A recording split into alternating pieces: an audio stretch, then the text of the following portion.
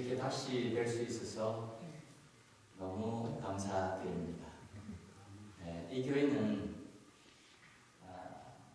방금 찬양된 것처럼 하나님 함께하는 교회입니다. 그렇기 때문에 저희들이 그분의 말씀과 성령의 인도함에 세미한 음성, 말씀에 근거한 성령의 인도함 더욱더 든든하게 이 교회가, 그리고 이 교회에 속한 모든 여러분들이 고난 가운데서 이민의 참 쉽지 않은 삶 속에서도 행복하게 살 수 있습니다.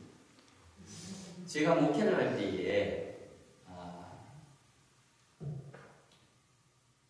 Meals on Wheel이라는 프로그램이 있습니다. 그 프로그램이 어떤 프로그램인가 하면은 연세가 65세 이상 되어진 독거노인과 스스로 하루에 한 끼를 해결하기 힘든 분들을 위해서 각 시에서 또는 카운티에서 하는 프로그램이 있습니다. 제가 그것을 한 3년 동안 했는데, 제가 토요일마다 도시락을 배달합니다. 또는 월요일마다 3년을 했어요. 근데 하루는 제가 늘 가는 그 집에 갈 때만 할아버지는 계시는데 할머님이 안 계십니다. 제가 늘 거기에 가면 기도를 해드립니다. 제가 영어를 워낙 잘해서 백인 할머니인데 할아버지인데 성령의 인도함을 따라서 기도를 해드립니다. 들으시다. 할렐루야. 네, 참 성령의 역사가 대단해요. 그래서 제가 할아버지한테 물었어요. 할머니 어디 가셨나요? 병원에 있대요. 심장이 안 좋아서 위도 가시다. 할아버지 눈이 눈물로 가득 차시다. 지금 2주째로 제가 가고 났다가 그 다음날 이멀전시에 들어갔습니다. 그리고 제가 그 다음 주에 다시 갔습니다. 계실까? 안 계실까? 여러분 생각은 어떠세요? 모르시지? 뭐 어렵게 생각하십니까? 모르지 뭐. 하니까 할머니가 오셨어요. 근데 산소호흡기를 달고 누워 계세요. 그래서 제가 뭐 하는 전문가입니까? 영어로 기도해드려요. 할렐루야. 들어가자마자 제가 탁 손을 얹어서 할머니를 위해서 간절히 기도했습니다. 할머님이 저 손을 콕 잡으시고 알아들으셨다는 거지. 그래서 제가 한번 물었어요. 할머니 그 병원에 계실 때 어떤 일이 있었냐? 그러니까 자기가 그 병원에 한 2주 동안 있는 동안에 밤이 되면 이상하게 검은 그림자가 지나가대요. 그게 뭐지? 이렇게 생각하셨답니다. 내가 이제 천국 가려고. 그분도 예수 믿는 분이니까 천국 가겠구나. 그렇게 생각하셨어요. 근데 그 다음날 되면 같이 지내던 할머니 한 분 돌아가셨어요. 근데 그 다음날부터는 그런 말을 합니다. 저것이 나를 데리고 가려고 하는가. 내가 평생 교회를 다녔는데 내가 죽을 때 천국 갈 수 있을까?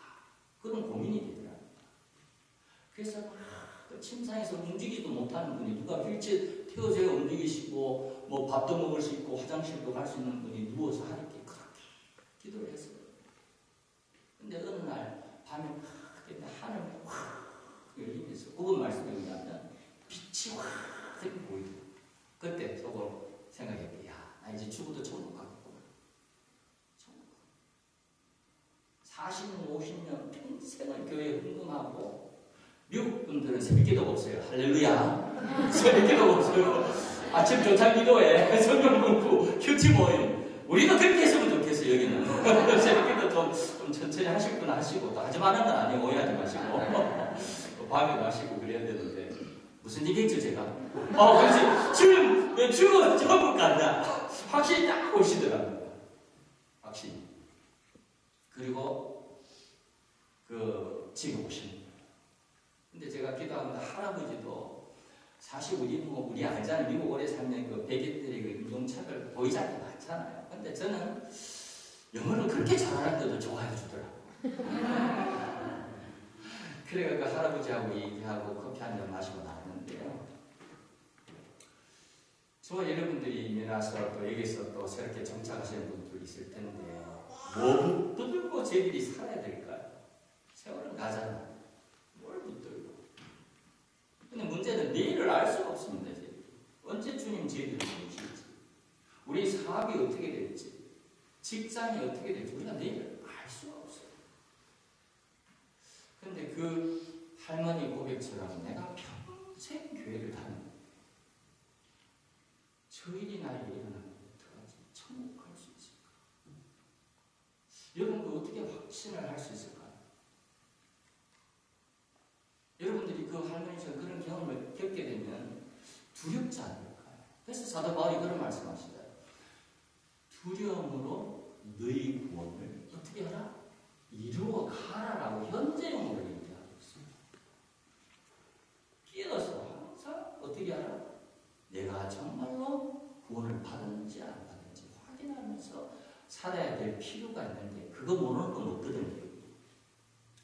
그래서 제가 오늘 이 말씀을 전하고 싶어요. 이 말씀을 듣게 되면 말씀의 소중함과 변함없음과 영원히 이룬다는 그 말씀. 오늘 이 사도 베드로께서 오순절 성령 사건을 통해 두 가지를 저와 여러분들에게 도전을 줘서 우리가 불확실한 이 시기에 죽기 전이나 죽고 난 이후에 우리가 든든하고 확신을 가지고 살아갈 수 있는, 교회가 성장할 수 있는, 가정이 부흥할 수 있는, 행복할 수 있는 요지를 말씀해줘요. 핵심을 말씀해줘요. 첫째는 이 기이한 현상에 대해서 사람들의 반응이 두 가지로 나타납니다. 왜? 갈릴리 사람들이 자기 방언으로 얘기를 하는데 듣는 사람들이 중국말로 되고 중국 사람은 중국말로, 미국 사람은 영어로, 한국 사람은 한국말로 들리니까 얼마나 신기하겠어요. 이게 무슨 일이지? 어찌된 일이지? 그리고 한쪽에서는 술 취했다. 그러니까 뭐 성령의 역사에 대해서 거부 반응하는 사람들이 있습니다. 근데 당연한 겁니다. 왜? 내가 경험하지 못한 일들이 일어나니까 이 사람들 정신이 없구나. 술 취했구나. 극단적으로 두 가지 반응. 여기도 아마 그런 수도 있습니다. 여기도 언사에 대해서 체험하지 못하거나 잘 말씀의 근거에서 이해하지 못하는 거. 뭐지? 술 취했네? 이게 뭐지? 거부 반응이 일어날 수 있어요. 근데 그 당시에도 똑같이 일어났습니다. 저는 장로교 목사이기 때문에 그 특정한 그 교파를 말하고 싶지 않습니다. 그 일어나면 저게 뭐지? 말씀을 근거로 해서 살아야죠. 특히 장로교 목사님, 총신 출신. 쉽게 말해 한국어로. 저 미국에서 공부를 했죠. 무슨 일이죠? 다시 돌아가야지. 말씀. 베드로가 성령의 역사를 그렇게 여러 가지 극단적인 두 반응이니까 베드로가 설명해 줍니다. 왜? 아닌가? 저는 엘센츄로 한인교회가 말씀과 은사를 균형 있게 알고 그것을 실천하며 사람들을 깨워가고 교회를 건강하게 만들 수 있는 그런 교회가 됐습니다. 그래서 제가 자꾸 다시 한번 불러달라고 하진 않거든요. 이 말씀을 꼭 전하고 제가 한국을 가야 되기 때문에, 선교지에 가야 되기 때문에 그런 교회가 건강하게 성장할 수 있습니다. 완벽한 교회는 없습니다. 지상에. 완벽한 교회는 좀 그래도 근사치로 갈 수 있다. 그래서 베드로 사도가 설명입니다. 첫째는 말씀. 요엘 선지자 말씀하죠. 자녀들은 우리 알잖아요. 다 같이 얘기하고. 그렇죠? 그 다음에 젊은이들은 뭘 보고? 환상을. 연세 드신 분들은 다 같이 시작. 어제 꿈을 꿨는데 돼지가 10마리 보이더라. 오늘 주택복권 당첨되었다. 그런 말씀 맞다. 많이 하시잖아요. 세상에서. 그렇죠? 꿈을. 그 말씀을 다 얘기해요. 이 현상은 뭐다? 우리를 위해서 하나님께서 이미 선지자를 통해서 말씀하신 것이 오늘 약속대로 이루어집니다. 성경에서는 하나님의 영, 진리의 영, 보혜사, 하나님의 능력 다양하게 표현하고 있습니다. 똑같은 말씀입니다. 성령, 말씀에 의해서 혹시 여러분들 중에 이미 누구든지 예수 그리스도를 구세주로 믿으면 하나님의 영이 임하시거든요. 그것이 꼭 은사로 드러나지 않아도 됩니다. 그것이 꼭 뭐 병을 고치고 방언을 하고 외적인 역사가 일어나서 내가 성령을 받았다면 그 확인 꼭 안 하셔도 누구든지. 그래서 사도 바울은 이런 말씀하시죠. 성령 하나님으로 하지 않냐고는 예수, 나사렛 예수를 주라고 시인할 수 없다. 만약에 여러분들이 그런 외적인 능력이나 은사들이 드러나지 않더라도 예수, 그 나사렛 예수가 구세주라는 것이 내 마음에 양심의 끄리낌이 없이 고백이 되어지면 그분은 성령 하나님이 내 속에 거주해 계시는 겁니다. 누가 그렇게 얘기했다고요? 예수님이 말씀하셨고 주의 사도들이 그렇게 말씀하셨어요. 그래서 너무 걱정 안 하시고 그분이 나사렛 예수가 다시 얘기합니다. 나의 구세주로 유일하신 참된 예수주로 내가 양심의 끄리낌이 없이 나 스스로 골방에서 고백이 되어지고 그분을 고백할 수 있다라면 그분은 이미 하나님이 여러분 속에 내주하고 계십니다. 할렐루야! 이게 안 되는 분은 오늘 골방에 가셔야 돼요. 진짜. 제가 그 선교지에 가서 한국에서 사역들을 할 때 뭐 병 고쳐달라고 기도해달라고 여러 가지 은사 받기 위해서 기도할 때 제가 꼭 제일 먼저 확인한 게 뭔가면 당신 예수 그리스도를 구세주로 믿으십니까? 어디에 양심의 끄리낌이 없이 스스로 골방에서 아무도 없는 곳에서 고백할 수 있습니까? 그러면 쭉 다른 분 있어요. 제가 직분은 얘기 안 해드릴게요. 교회를 오래 다녔냐 적게 다녔냐 뭐 연수가 있냐 성경 이게 중요한 게 아니에요. 하나님 앞에서 그 고백이 되어져요. 그래야 사도 베드로께서 말씀하시는 오순절 성령 강림의 기이한 역사를 말씀 가운데에서 이해할 수가 있습니다. 그래서 사도 바울 선생님이 온 지방에서 오순절을 위해서 오시는 분들은 하나님에 대한 믿음이 있는 분들이 오실 거 아니에요. 그죠? 여러분 믿음이 있으니까 이 아침에 식사를 하셨는지 모르겠지만 오셨잖아요. 할렐루야! 그분들이에요. 그분들. 근데 그분들의 설명이 요엘서 말씀. 약속되어진 말씀이 성취되어 있습니다. 여러분들이 그 약속의 성령의 하나님께서 여러분들과 함께 하셔서 여러분의 삶의 참빛으로 내일을 인도하시는 분인 줄 믿으시기 바랍니다.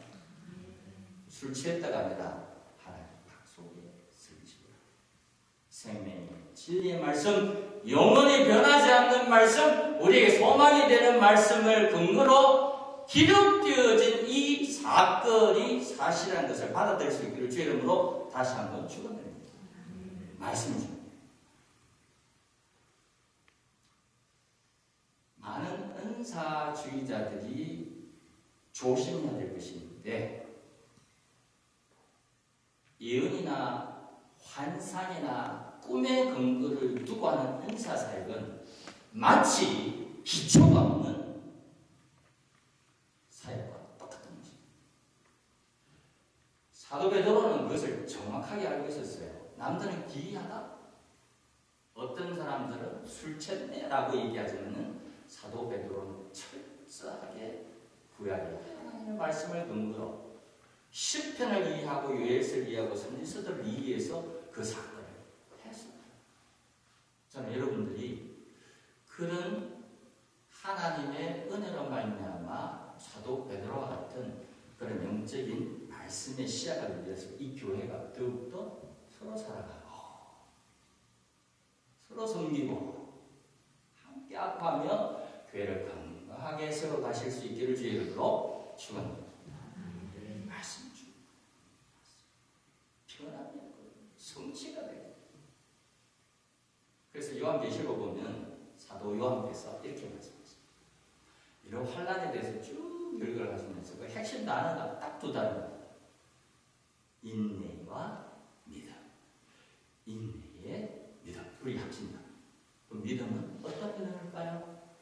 약속을 성취하시는 하나님의 말씀에 대한 믿음입니다. 이게 문제야. 어떤 상황에서도 견뎌낼 수 있어요. 사업의 문제, 교회의 짐스러운 여러 가지 많은 일들, 기쁨도 있지만 건강의 문제, 이제 주님을 맞이하는 그 시간이 가까운 문제, 이 말씀은 영원합니다. 사도 바울 선생님 디모데후서에서 디모데에게 이런 얘기를 합니다. 너는 이미 믿음으로 은사들이 충만한데, 사도 바울 선생님께서 연세가 많아지고 감옥에 뻥 갇히게 되니까 디모데도 제자잖아요, 목사잖아요, 성령의 역사가 일어나는 종이잖아요. 걱정이 많아. 나가서 복음을 전해야 되나? 어떻게 먹고 살지? 앞으로는 어떻게 되나? 우리 스승님이 돌아가시면 순교하면 나는 어떻게 해야 되지? 걱정이 많아요. 그때 사도 바울 선생님이 뭐라고 얘기하냐면, 네가 믿음으로 은사가 충만한데 지금 네가 걱정이 너무 많구나. 그래서 사도 바울 선생님 디모데후서 1장 6절에 이런 말씀합니다. 복음의 능력은 네가 가지고 있는 믿음으로 나타나는 은사들은, 은사에 대해서 제가 조금 더 설명할 수 있는 시간이 있으면 은사에 대해 설명을 할 텐데요. 걱정하고 근심하고 고민하고 염려하는 것이 아니라 사랑과 능력과 믿음으로 사는. 그래서 복음과 함께 뭐해라? 고난받아라. 여기서 고난 좋아하시는 분 손 내려보시기 바랍니다. 아무도 없어요. 그때 사도 바울 선생님 역설적으로 얘기합니다. 네가 복음의 기쁨을 누리고 싶니? 지금 주님 만날 때 되는데 그 할머니처럼 내가 진짜 천국같이 지옥같이 지금 혼돈이 오느냐? 뭐로 해라? 복음과 함께 고난. 왜? 복음과 함께 내가 원치 않는 고난을 받게 되면 어떤 역사가 있습니까? 주님께서 제자들에게 약속하셨던 것처럼 세상 끝날까지 내가 너희가 어떻게 하리라? 그리고 야고보서 14장에 어떤 말씀이 있습니까? 제자들이 예수님 천국에 가신다니까, 아버지께로 돌아간다니까 걱정입니다. 아유, 주님 가시고 나면 우리는 지금 직장 다 걷어놓고 내가 주님만 바라보고 사는데 주님 가신다니까 우리는 어떻게 하면 좋겠습니까? 스승님 우리 보고 이게 사업이라도 좀 만들어주시고 가셔야지요. 교회라도 좀 내가 철저로 좀 세워주고 한 1000명 모아주고 가시고 우리 식구들도 먹고 살지요. 이 걱정이 많은 겁니다. 그때 예수님이 하신 말씀이 보혜사서 진리에 대해서 얘기하시면서 이런 말씀하십니다. 잘 들으시고, 내가 너에게 뭘? 평안을 주노.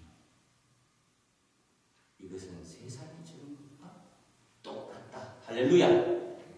아멘 하시는 분들은 성경을 잘 몰라요. 제가 반대로 얘기했는데, 세상이 주는 것과 어떻다?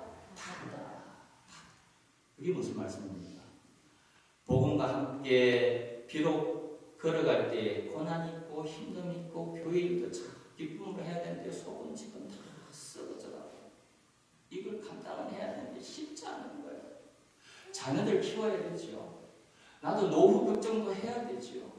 건강한 예전 같지 않지요. 할렐루야. 그렇잖아요, 우리 삶이.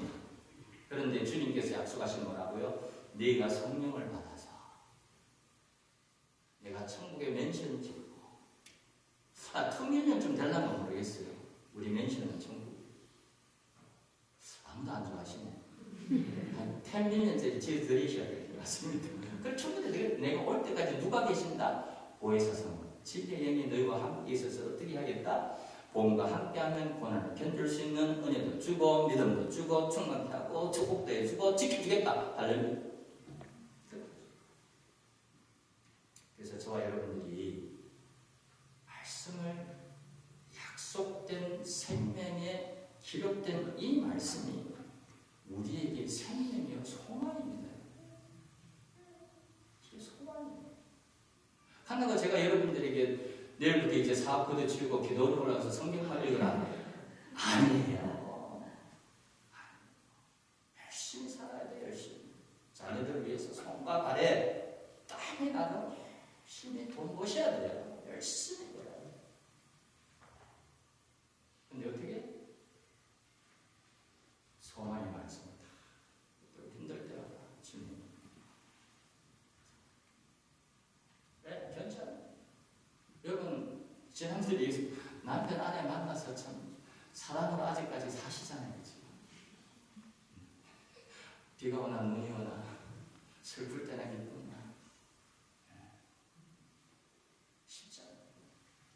하나님이 이 생기 말씀을 붙들고 사는 게 쉽겠습니다. 그러니까 사도 바울 선생님이 서신서를 쭉 보게 되고 또 주의 제자들에서 신일 연법은 항상 강조하는 게 고난과 함께 어떻게 하나? 복음과 함께 고난. 둘째, 성경적으로 순서 강론을 통해서 저와 여러분들이 꼭 이해해야 될 것은 사도 바울 선생님이 사도 베드로 이런 말씀하세요. 다윗을 부른다. 10편 16절 말씀. 다윗을 일컬어서 선지자라 그러지. 선지자. 근데 그 선지자라고 칭하는 이유가 있습니다. 그 구약 시대에 다윗은 이미 성령의 체험을 했어요. 하나님의 영의 체험. 그러니까 그 10편을 쓸 때 성령의 감동으로 쓰는데 뭘 쓰는가 하면 예수 그리스도의 부활을 보여줘요. 생명의 주. 생명의 주. 생명의 주라고. 그런데 생명의 주라고 언급할 때는 그 말씀부터 the life of the Lord. 십자가를 통한 예수 그리스도를 얘기합니다. 그 당시 몇 명이나 그런 놀라운 복음을 깨달을 수가 있었습니다. 저는 여러분들이 이곳에 계신 분들이 이 말씀을 들으시고 사모하시면, 저 따라해서 사모하시면 선지자다. 다윗처럼 할 수 있어요.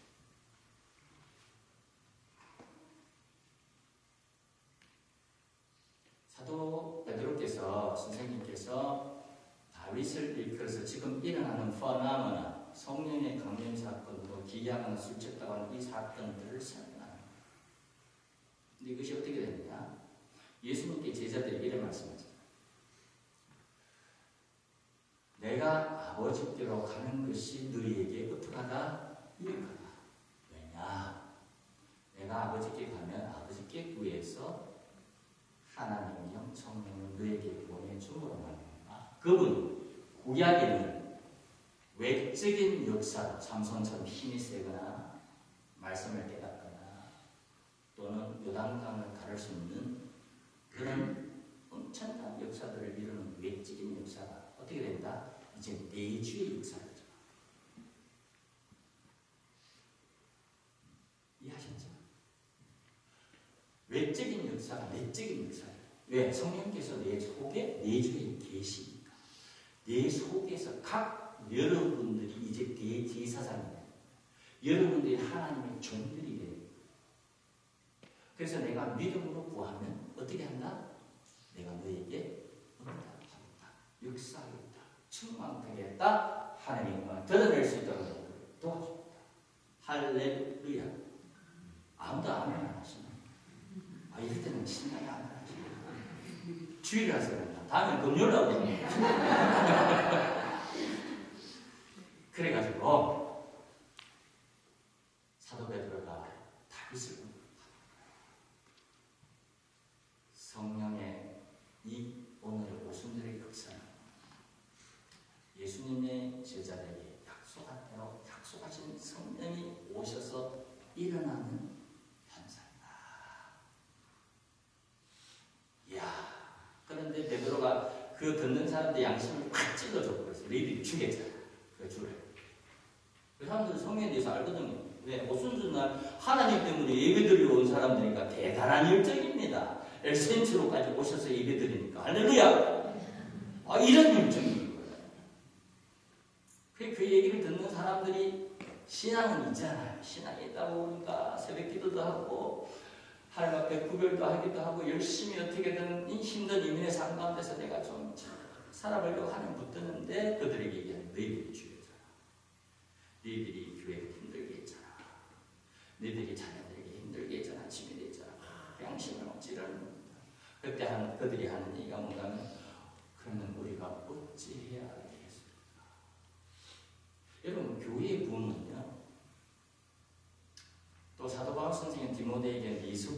믿음으로 받은 은사들. 여기 불 꺼진 분들 없기를 주의를 축원드립니다. 은사들이 많아요. 제가 보니까 이 교회는 대단해. 성건대도 그렇고 찬양대도 그렇고 반주도 그렇고 할렐루야. 여기 애들도 그렇고 이 교회는 전천후야. 근데 그 은사들이 다시 불을 한번 일으켜요. 영어로 리바이벌. 특히 이런 데 있으면 맞아요. 도전이 없습니다. 하루하루 살기 바빠요. 애들은 여기 없으니까 전화해야 되고 애들이 차린 인스턴트 푸드 먹지 말고 좀 밥을 좀 잘 먹어야 될 텐데 그러면서 우리도 바빠. 그렇잖아요. 이게 하루의 삶. 무슨 얘기했죠 제가? 다시 돌아가. 그렇지. 사도 베드로가 그 참 이 은사를 부릴 때 일으키는데 어떻게 해요? 성령 하나님의 세미한 음성을 들을 수 있도록 우리가 기회를 했어요. 이미 여러분 다 갖고 있어요.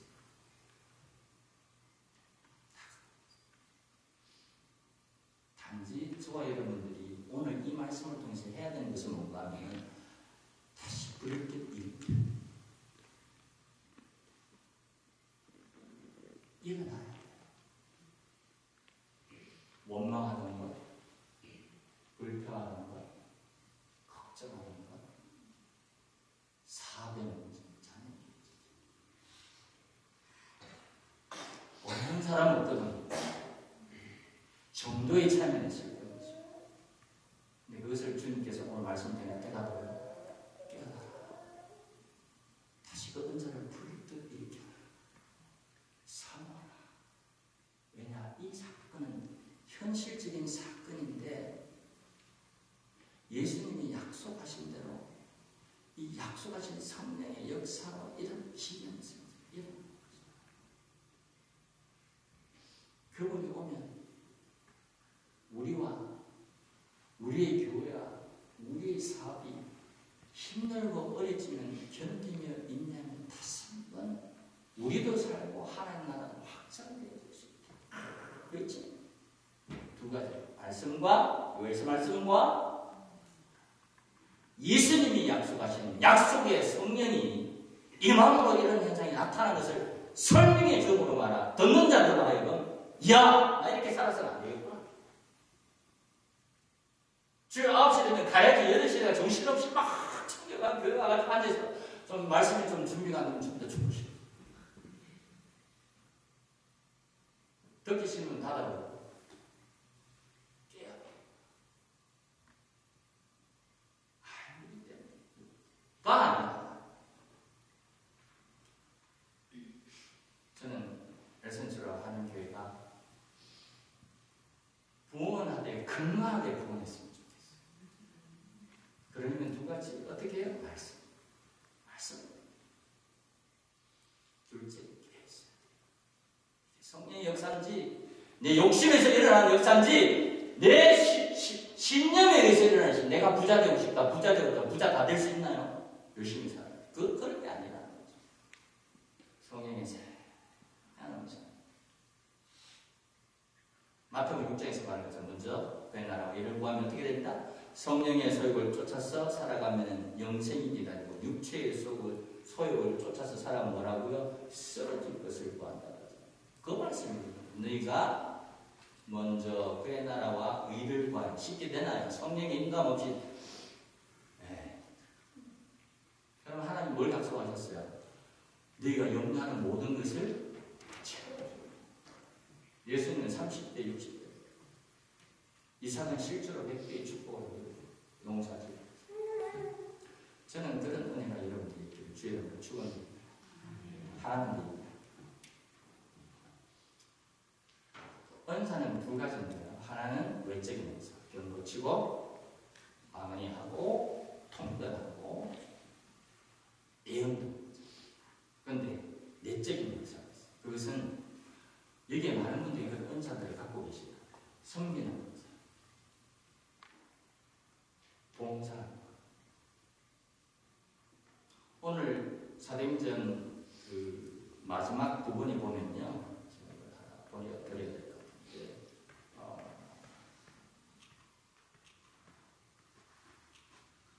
그 2장 43절과 47절에 보면 이런 말씀입니다. 자기의 것을 자기 것이라 주장하지 않냐고 나눠주는 역사였어요. 근데 내 것을 힘들게 하루에 8시간 일해서 5일 또는 6일에서 내가 들어온 인컴을 내 것이라 주장하지 않고 줄 수 있는 사람은 과연 내 사람이나 될 수 있을까? 누가 할 수 있을까? 평생 제가 여러분들이 원민을 벌었어요. 그것을 내 것이라 주장하지 않고 남을 위해서 쓸 수 있는 그 힘이 어디서 나는 건 오늘 본문에 이런 말씀입니다. 그들이 사도의 가르침을 받아 말씀을 경청하여 성령 하나님을 말미암아 깨달아서 내가 이 물질을 내 인생을 어떻게 사는 것이 가장 의미가 있고 보람이 있고 행복하고 즐겁게 살 수 있을까? 힘들더라도 가르쳐주고 깨달으니까 그렇게 할 수 있습니다. 제가 아는 장로님이 교회에 4,000억 달러입니다. 한국 돈 아닙니다. 4,000 USD를 헌금하셨어요. 제가 그분을 만났습니다. 물었어요. 장로님, 4,000억도 아니고 미국 달러로 4,000억을 어떻게 교회에 헌금하셨습니까? 전 재산입니다. 평생을 모았습니다. 영어를 한국말처럼 잘하세요. 대단한 분입니다. 1,000마디가 모였을까요? 힘들지요, 목사님. 평생 버는 돈인데. 한국 분들 오시면 자식들한테 줘야 되죠. 그거 다 거두절미하고 교회 다 드렸어요. 그때 하신 말씀이 저는 아직도 처음에 힘들었는데, 그리고 돈이 많으니까 주위에 돈 빌려주세요. 5부 이자 드리겠습니다. 할렐루야. 많겠어요, 적겠어요? 많지요. 사기꾼들도 많고. 그래서 하나님한테 기도했죠. 하나님 이 돈을 어떻게 써야 됩니까? 성령께서 그렇게 일러주시더랍니다. 내가 허락하면 주고 내가 허락하지 않으면 주지 마. 그때부터 기도하니까 너무 쉽더래요. 할렐루야. 근데 초대교회는 성령의 음성을 듣고도 거부하는 분들이 많아요. 아나리아와 누구죠? 두 사람이 어떻게 했다고요? 공동장. 여러분들에게 믿음의 선택이 늘 있어 왔었습니다. 여러분이 하는 것처럼 앞으로도 그 선택이 있습니다. 여러분 뭘 선택하셨어요? 약속의 생명의 말씀을 들고 성령의 세면 음성을 들어 영생을 부르실 것입니다. 이 땅에서도 복을 누리며 살 것입니까? 고난 중에서도 행복하게 사시겠습니까? 아니면 육체의 소욕을 쫓아서 썩어질 것을 끊임없이 알고도 거두어 가시겠습니까? 기도하십시오.